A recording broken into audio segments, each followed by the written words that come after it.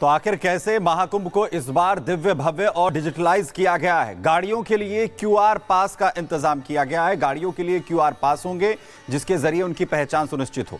Digital खोया पाया केंद्र बनाया गया है। डिजिटलाइज होगा खोया पाया केंद्र भी। इसके अलावा टेंट की जो निगरानी है वो डिजिटल तरीके से की जा रही है। इसके अलावा टेंट आवंटन के लिए भी सॉफ्टवेयर का इस्तेमाल किया जा रहा है। वहीं स्वास्थ्य देखभाल की जो व्यवस्था है उसके लिए भी डिजिटल व्यवस्था होगी जिससे कि जो भी तमाम भक्त वहां पहुंचे उनके स्वास्थ्य का खासतौर पर ध्यान रखा जा सके। इसके अलावा स्मार्ट कार पार्किंग का इंतजाम किया गया है। जो भी लोग अपने कार को लेकर पहुंचेंगे उनकी पार्किंग के लिए खास इंतजाम यहां पर किए गए हैं। स्मार्ट कार पार्किंग का इंतजाम होगा, यानी हर एक सुविधा जिसे डिजिटलाइज करने की कोशिश यहां पर हुई है जिससे कि जो भी तमाम श्रद्धालु आए उन्हें किसी भी तरीके की दिक्कतें यहां पर ना हो। और इसीलिए महाकुंभ को ना सिर्फ दिव्य भव्य बल्कि डिजिटल महाकुंभ इस बार बनाया जा रहा है। और मीनाक्षी हमारे साथ जुड़ चुकी हैं संगम नगरी से। सीधे मीनाक्षी का यहाँ पर रुख करेंगे। मीनाक्षी, इस बार का महाकुंभ न सिर्फ दिव्य भव्य अलौकिक होगा बल्कि डिजिटली इसकी एक अलग छटा ये बिखेरता हुआ नजर आएगा। किस किस तरीके से और सुविधाएं भक्तों तक पहुंचेंगी, श्रद्धालुओं तक पहुंचेंगी जो कि डिजिटल होंगी?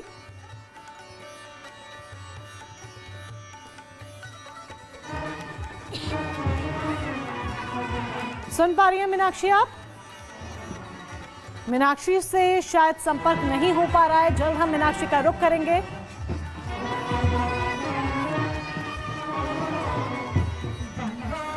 देखिए, मैं आपकी आवाज बहुत अच्छे से मोनिका सुन नहीं पा रही हूँ, लेकिन आपको सीधे तस्वीरें दिखा देती हूँ। जो अखाड़ा है आज ये चौथा अखाड़ा हो गया है जिसका छावनी प्रवेश हो रहा है, जिसके लिए तमाम तैयारियां की गई है। लगभग 40 रथ है, इसमें घोड़े हैं और इसी के साथ सबसे ज्यादा नागर सन्यासी कहा जाता है कि इसी जो अखाड़ा है इसमें होते हैं। और इसी के साथ अब ये अखाड़ा 5 किलोमीटर की जो लंबी पद यात्रा है उसे पार करके आगे बढ़ रहा है। और आचार्य महामंडलेश्वर, जिनसे हमने बात की, आचार्य महामंडलेश्वर ने साफ बताया कि देखिए ये महाकुंभ भव्य दिव्य और साथ ही डिजिटल महाकुंभ है। इससे लेकर के उन्होंने तारीफ भी की, जैसा कि हम पहले दिखा भी रहे थे कि ये डिजिटल महाकुंभ में क्या तैयारियां इसमें की गई है।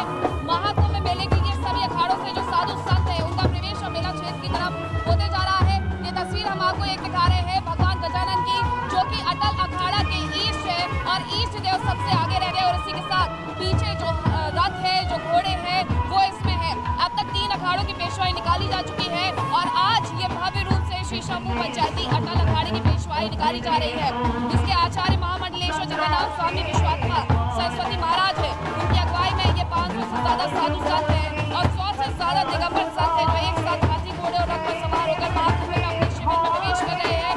लगभग 5 किलोमीटर की लंबी यात्रा है और इस यात्रा में जो तमाम साधु संत है वो शामिल है। विशेष रूप से जो नागर सन्यासी है वो भी इसमें शामिल है। हालांकि नागर सन्यासियों के आसपास आप भटक नहीं सकते, उन्हें दूर से ही देख सकते हैं। और ये तस्वीरें थोड़ा आगे से हम कहेंगे अपने सहयोगी से कि वो आपको दिखाएं कि ये यात्रा करीब 5 किलोमीटर दूरी की है और अखाड़े के जो पेशवाई है वो बख्शीबाद अपनी चौकी के पास से शुरू हुई है और निराला मार्ग से होते हुए महानिर्वाणी अखाड़ा, बेड़ी बांधव मंदिर, दारागंज अड्डा, गंगा भवन, निरंजनी अखाड़ा होते हुए मेला क्षेत्र में प्रवेश कर जाएगी।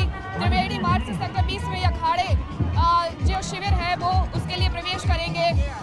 और इसी के साथ इसकी अगर हम स्थापना की बात करें, अटल अखाड़े की स्थापना की बात, तो शंकराचार्य के निर्देश पर 569 ईस्वी कहा जाता है कि उस वक्त ये गोंडवाना में हुई थी। इस अखाड़े में जो इस समय अगर नागर सन्यासियों की बात करें तो लगभग 2 लाख नागर सन्यासी है, जिनकी तस्वीरें भी हम आपको दिखा रहे हैं। देखिए, घोड़े पर विराजमान ये नागर सन्यासी अद्भुत स्वरूप लिए हुए हैं और प्रयागराज की सड़कों पर ये अद्भुत जो महाकुंभ में संगम प्रवेश है वो देखने को मिल रहा है।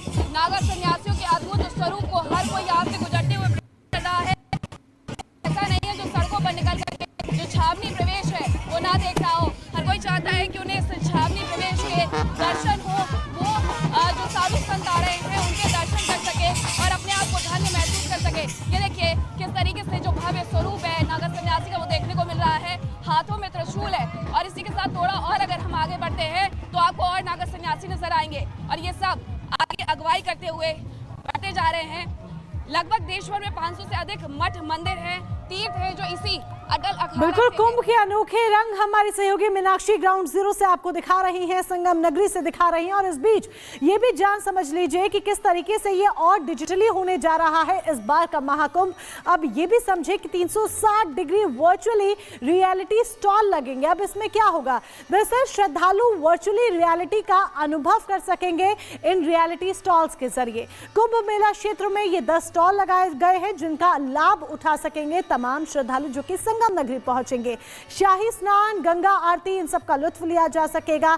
आस्था और इसके साथ ही रुद्राक्ष का भी अनुभव कर सकेंगे। जिस तरीके से आस्था और सद्भाव का अनुभव यहाँ पर श्रद्धालु कर सकेंगे इन रियलिटी स्टॉल्स के जरिए। और जो संख्या है रियलिटी स्टॉल्स की वो 10 की संख्या है जिसका लाभ श्रद्धालुगण उठा सकेंगे। तो ये आस्था का महाकुंभ है, ये आस्था का दिव्य और भव्य महाकुंभ है जिसकी आलोकता।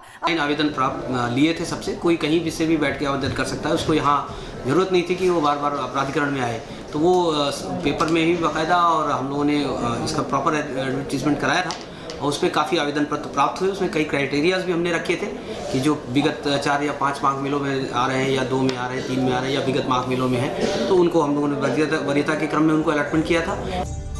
लोगों को महाकुंभ भूमि एवं सुविधा आवंटन की वेबसाइट पर जमीन और सुविधाएं उपलब्ध हो रही हैं, जिसके जरिए आवेदन करने वाला जमीन और सुविधाओं की स्थिति ऑनलाइन कभी भी देख सकता है। इस बार प्रथम महाकुंभ में मैं सुविधा और भूमि के लिए आवेदन दिया था, जो मुझे सुगमता से प्राप्त हो चुका है। मेले में किसी प्रकार की कोई समस्या नहीं आ रही है।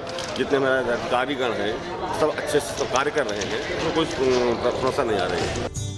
ड्रोन सर्वेक्षण की मदद से भूमि की जमीन की टोपोग्राफी और भूभाग का सटीक नक्शा तैयार किया गया है। सभी सुविधाओं का डिजिटलाइजेशन और ऑनलाइन ट्रैकिंग व्यवस्था से साधु संतों और संस्थाओं के लिए काम आसान और तेज हुआ है। यह व्यवस्था बहुत बढ़िया, अधिकारी लोग रातों दिन काम कर रहे हैं। और माघ मेला में दुनिया अफवाह उड़ाती है, लेकिन अधिकारी लोग सुबह से मैं देखता हूँ कि 7 बजे आ जाते हैं। और अभी देखिए इस समय 10 बज रहा है, अभी सारे अधिकारी बैठे हुए हैं मेला में और सब काम हो रहा है। बहुत जनता इधर उधर करती है, लेकिन अधिकारी देखिए वहाँ सब लाइन लगे हुए हैं। अधिकारी 11 बजे रात तक काम कर रहे हैं।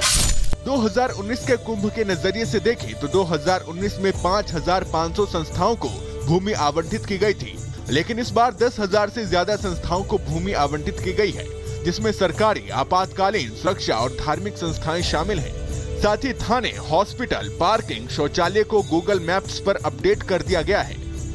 महाकुंभ 2025 में पहले से 2 गुने क्षेत्रफल में आयोजन हो रहा है, जिसकी तैयारियों की नींव करीब 2.5 साल पहले पड़ चुकी थी। अब महाकुंभ की तैयारियां अंतिम दौर में है। श्रद्धालुओं की श्रद्धा को देखते हुए सरकार महाकुंभ को दिव्य, भव्य और सुरक्षित बना रही है। Bureau report, Republic Bharat.